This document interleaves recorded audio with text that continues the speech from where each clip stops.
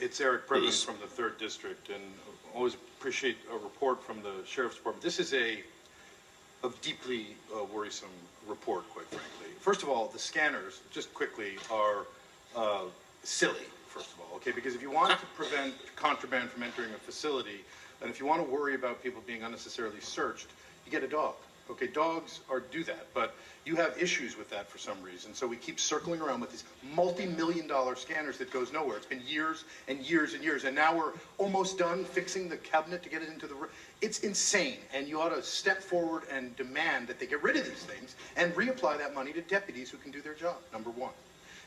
Number two, the access to records. I'm pleased that Mr. Huntsman, who did not bother to show up today, is getting all the access he needs. I've asked for the number of taser use in custody and otherwise from this department, and they have simply big-timed.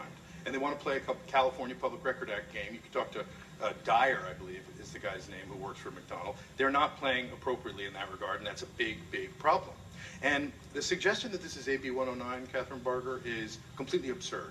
The population has gone down in our jails, in fact, if we're looking closely. This is not an AB 109 related incident, okay? But what's going on is there's a management problem, okay? I would say right now, we got to get rid of Sheriff Baca.